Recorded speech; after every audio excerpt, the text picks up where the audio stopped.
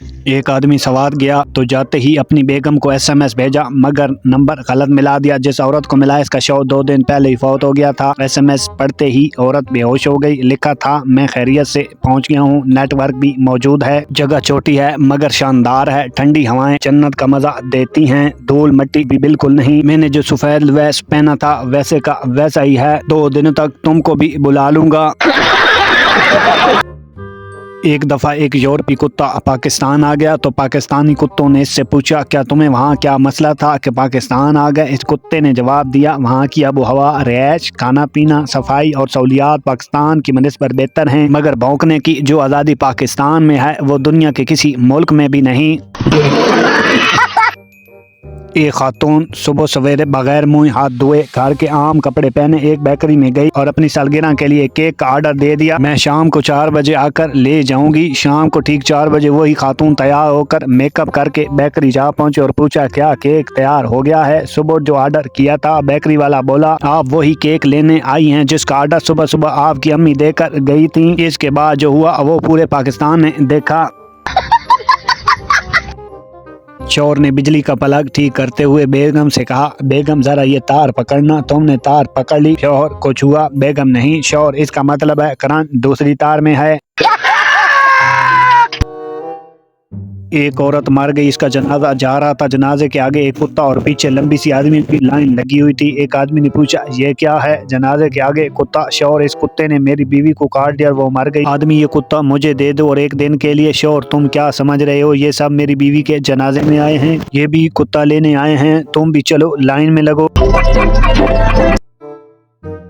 एक औरत अपनी दिली मुराद के असूल के लिए पीर साहब के आस्थाने पर हाजिर हुई। पीर साहब ने मसला सुनने के बाद फरमाया, मोहतरमा ये काम बहुत मुश्किल है, मुझे इस असूल के लिए सख्त मेहनत और कठिन चिल्लाकशी करनी पड़ेगी और साथ ही कुछ रकम दरकार होगी। औरत, पीर साहब कितनी रकम दरकार होगी? पीर साहब, कोई ज्यादा रकम की जरूरत नहीं है, बस 1,24,000 अंबिया गुजरे हैं, इनमें से हर एक के नाम पर 1 रुपया चाहिए होगा। औरत भी पीर साहब की तरह पहुंची हुई थी, झट से बोली, कोई बात नहीं पीर साहब, आप हजरत हर नबी का नाम पुकारते जाएं, मैं हर नबी का नाम सुनकर 1-1 रुपया पेश करती जाऊंगी। पीर साहब के सुनते ही होश उड़ गए। बीवी, अगर मैं पाकिस्तान की सबसे बड़ी चोटी केटू पर चढ़ने में कामयाब हो जाऊं तो आप मुझे क्या देंगे? शौहर, हल्का सा धक्का। डॉक्टर, आपके वालिद के वाइट सेल बिल्कुल खत्म हो चुके हैं। पप्पू रोता हुआ बाहर गया, वापस आकर बोला, डॉक्टर साहब वाइट सेल तो नहीं मिले, ये रेड तबोशा के मिले हैं, यही डाल दो। डॉक्टर, ये चाइना का भालू नहीं, तेरा बाप है। अगर आप किसी लड़की को चाहते हैं और वो आपको ना मिले तो समझ लें कोई और लड़की आपको दुआ मांग रही है, इससे बेइज्जती कम फील होती है। लड़की, शादी के बाद सारे तुम्हारे दुख दर्द बांट लूंगी, लेकिन लड़का, मुझे तो कोई दुख दर्द नहीं। लड़की गुस्से से, मैं शादी के बाद की बात कर रही हूँ। अरे कहना क्या चाहते हो? शौहर ने घर आई मेहमान खातून के लिए दरवाज़ा खोला और इसके अंदर आने के लिए खुला रख कर खड़े रहे। खातून के जाने के बाद एलिया ने इतराज़ किया, मेरे लिए तो कभी दरवाज़ा नहीं खोला। शौहर, खोला था, भूल गई वो दिन जब तुमने मेके जाने की धमकी दी थी। क्लास में उसे सब फूफी कहते हैं। तंग आकर इसने प्रिंसिपल से शिकायत कर दी। प्रिंसिपल, जो इसे फूफी कहते हैं खड़े हो जाओ। एक लड़के के सवा सब खड़े हो गए। प्रिंसिपल, शाबाश, तुम इसे फूफी नहीं कहते। लड़का, नहीं सर, मैं तो पूरी क्लास का ही फूफा हूँ। लोग कहाँ से आते हैं? सूरज की गरमाइश और बेगम की फरमाइश दोनों में आजमाइश और सब्र की फरमाइश है। गरमाइश दिमाग पर और फरमाइश जेब पर असर करती है। एक में पसीना निकलता है और दूसरे में पैसा, एक में जिस्म चलता है दूसरे में दिल चलता है। सूरज की गरमाइश लग जाए तो ठंडे जूस पीने पड़ते हैं, लेकिन बेगम की फरमाइश आ जाए तो खून के घूंट पीने पड़ते हैं। शादीशुदा लोग सब्र करें और बाकी लोग शुक्र करें। मारो मारो मुझे मारो। टेंशन के झटके, एक लड़की ने आपसे लिफ्ट मांगी, रास्ते में इसकी तबीयत खराब हो गई, आप इसे अस्पताल लेकर गए। डॉक्टर बोला आप बाप बनने वाले हैं। फिर टेंशन, फिर पुलिस आई, आपका मेडिकल चेकअप हुआ, रिपोर्ट आई, आपने कभी बाप नहीं बन सकते। आपने खुदा का शुक्र अदा किया, खुशी खुशी बाहर गए। फिर इसके बाद घर पर जो 3 बच्चे हैं वो किसके हैं? आपको फिर टेंशन। ऐसे तो नहीं होता है। एक घर से हर वक्त हंसने की आवाज़ें आया करती थीं। बीवी अपने शौहर से बोली, सीखो कुछ, इन्हीं से कुछ सीख लो। एक दिन इसने अपने हमसाये से पूछा, भाई आपके घर से हमेशा हंसने की आवाज़ें आती हैं, इस खुशहाल जिंदगी का राज तो बताएं। आदमी, भाई छोटा सा राज है, तुम्हारी भाभी मुझे जूती मारती है, इसका निशाना ठीक लगे तो वो हंसती है, अगर इसका निशाना गलत लग जाए तो मैं हंसता हूँ। जब भी आप रिश्तेदारों को कोई खुशी की खबर सुनाएं तो साथ एक हजमोला भी दे दें ताकि इनसे आपकी खुशी हजम हो जाए। हम किसी को मजबूर नहीं करते कि कोई हमें पसंद करे, वो तो कम वक्त हमारी बातें ही इतनी लश फश हैं कि लोग खिंचे चले आते हैं। एक पठान एक गांव से बीमार मुर्गी बेचने के लिए बाजार गया तो बाजार में एक पंजाबी ने पठान से कहा, इस मुर्गी का सर नीचे है, बीमार तो नहीं, पठान नहीं, गांव की मुर्गी है, बस थोड़ा सा शर्मा रही है। एक पठान के घर के सामने गधा मरा पड़ा था। पठान ने म्यूनसिपल कमेटी वालों को फोन किया, मेरे घर के सामने गधा मरा पड़ा है, उठा लें। जवाब मिला, वहीं दफन कर दो। पठान कुछ दिन खामोश रहा, फिर जल कर बोला, दफन तो कर देता मगर मैंने सोचा मरहूम के खानदान वालों को खबर दे दूं। गली में कोई आवाज़ लगा रहा था, 400 रुपए में जिंदगी भर बैठ कर खाओ। इश्तियाक हुआ कि देखें क्या स्कीम है, क्या ऑफर है। बाहर निकल कर देखा, आवाज़ लगाने वाला कमीना कुर्सी बेच रहा था। मोबाइल की इस कदर आदत हो गई है कि ठीक करवाने के लिए किसी को दिया जाए तो ऐसा लगता है जैसे कोई चाहने वाला अस्पताल में हो। पाकिस्तानी बीवियां भी अजीब होती हैं, दोपहर को पड़ोसन शोर की बुराइयां करती हैं और रात को शोर से पड़ोसन की। शादी के दूसरे दिन अचानक एक शौहर अपनी बीवी को मारने लगा। लोगों ने पूछा, क्यों मार रहे हो इस बेचारी को? शौहर, ये मुझे चाय में तावीज़ मिलाकर पिलाती है, मुझे अपने काबू और मेरी माँ से दूर करना चाहती है। बीवी गुस्से में रोते हुए, वो तावीज़ नहीं बल्कि टी बैग हैं।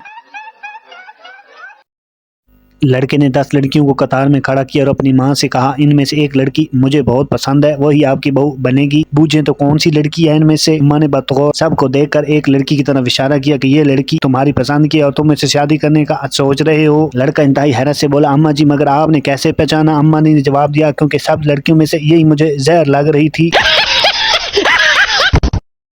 एक आदमी की नई नई शादी हुई लेकिन फिर भी इसे घर जाने की कोई जल्दी नहीं होती। वो देर तक ऑफिस में बैठा रहता। एक दिन बॉस ने पूछा, बीवी से झगड़ा चल रहा है क्या? जवाब मिला, नहीं सर, ऐसी कोई बात नहीं, असल में मेरी बीवी भी जॉब करती है, शाम को हम दोनों में जो भी पहले घर पहुंचता है उसे ही खाना बनाना पड़ता है।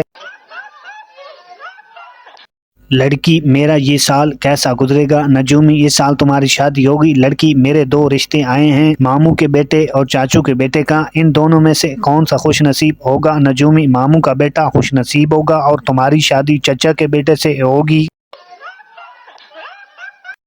2 फौजी सफर कर रहे थे, रास्ते में रात हो गई, वो टेंट लगाकर सो गए। रात को एक फौजी की आंख खुली, इसने दूसरे को जगाकर कहा, आसमान की तरफ देखकर बताओ तुम्हें क्या नजर आ रहा है? दूसरा फौजी, बहुत सारे सितारे। पहला फौजी, इससे क्या पता चलता है? दूसरा, आसमान खूबसूरत है और रोशनी भी है। पहला फौजी, अन्नी दिया कोई टेंट ला के ले गई।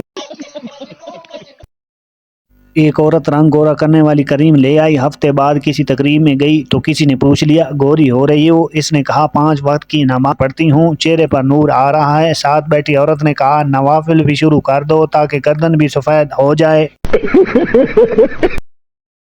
एक सरदार बीवी के साथ रश्के में बैठ गया। रश्के वाले ने शीशे में देखा तो सरदार बोला, अरे कंजर, मेरी बीवी को शीशे में देखता है, तू पीछे बैठ, मैं रश्का चलाता हूँ।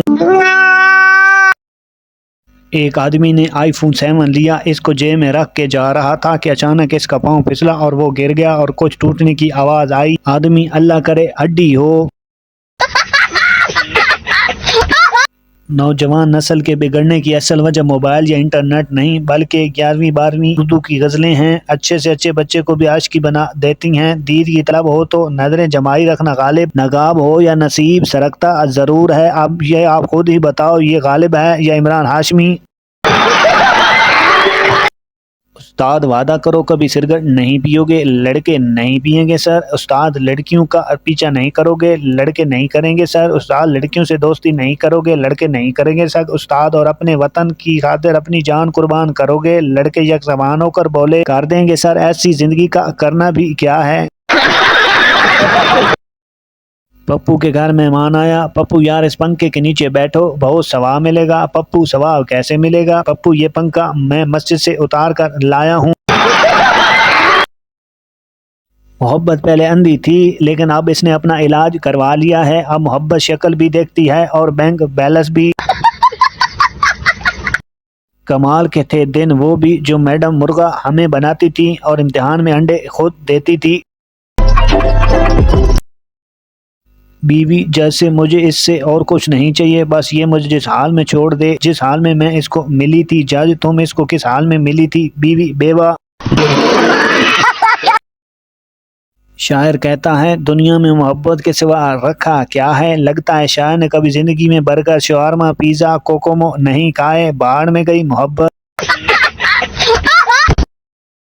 जिसने मूंछों से मोहल्ले को डरा रखा है, घर में बेगम ने उसे झाड़ू थमा रखा है।